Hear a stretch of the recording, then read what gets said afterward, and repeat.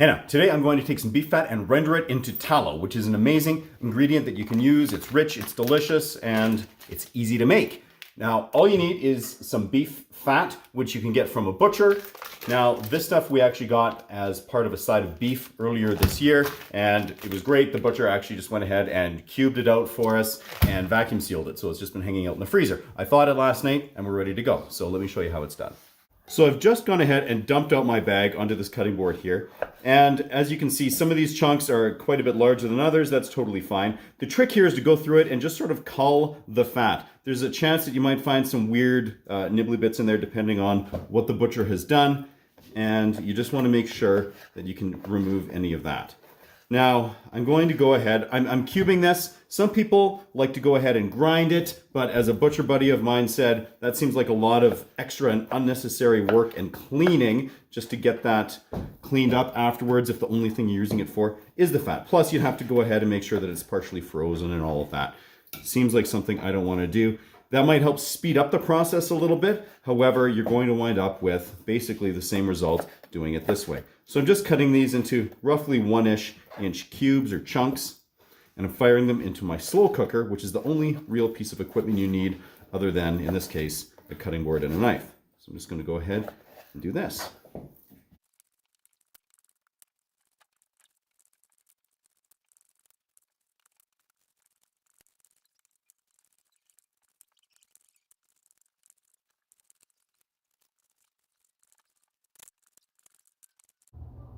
So I've got all my beef fat in the crock pot here, and before I added that, I did throw in a half cup of water, and the idea there is that should help prevent any sort of burning initially when it's heating up here, just before we get a bunch of fat rendered out, and that should result in just a smoother finished product with your tallow. Now I've got this just on a low setting here. I also do have this in my outdoor kitchen here, and that's so that as this is cooking and producing, you know, the nice beefy smells, it's not going to beef up my house, because I did that one time and I kind of got in trouble from my wife. So anyway, I'm going to have the cover on here until it gets really nice and hot, and we'll let this rip for quite a few hours.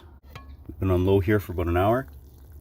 You can hear a fun little crackle on the inside. That means good things are happening.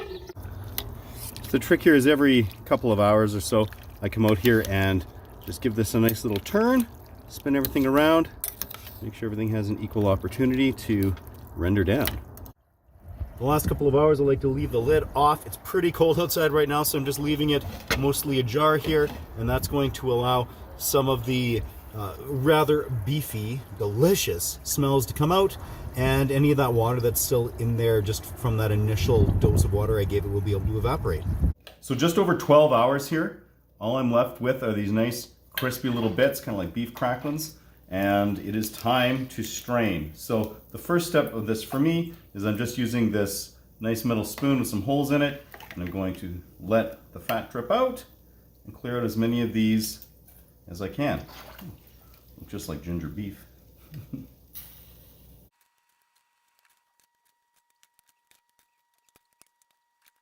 So now that I have the majority of the remnants of the fat in there, I do want to strain it. Some people would wait for this to cool, but I'm in a bit of a rush to get to bed, so I'm just going to do this now. I've got this wooden board here underneath.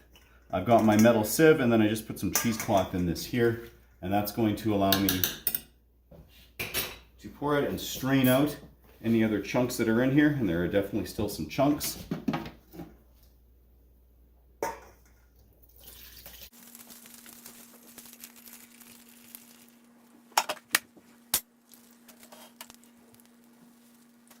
And there we are. So now I'm going to take this and I'm going to let this cool a little bit before I go to add it to my glass jars. All right, so now that this is cooled enough, I can play around with plastic here and I don't feel like I'm standing over top of a deep fryer. I'm just going to fill up some mason jars. So I'm going to be filling up 1/2 liter mason jars. I've got some wide mouth ones and some narrow mouth ones, a little variety.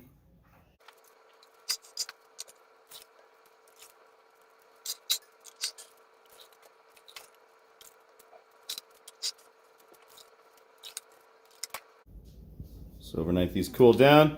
You can see we have 2 of these pint jars here, or 1/2 liter jars, and then one of the little mini half pints, 250 mils. This tallow is an amazing cooking ingredient. I love to use it as the fat when we go to brown up beef for stews, when we're making sauces and sauteing the veg for it, or for gravies. Makes the best beef fat French fried potatoes that you can possibly imagine. Absolutely stellar. Now, there are some different ways to make this tallow. Some people like to salt it and purify it, and they're trying to get this like absolutely white instead of this kind of just nice lightly cream colored tallow and get all the flavor and the aroma out of it. Personally, I don't see a point in that, because when I'm going to the effort of making this, I want to have fat with some character to it, some beefiness in the flavor and the aroma, because I'm using it as a character ingredient. If I don't want to have that in there, I'm just going to go buy lard from the store. So anyway, really love this. Give it a whirl. Super simple to make. And until next time, keep your fat out of 11.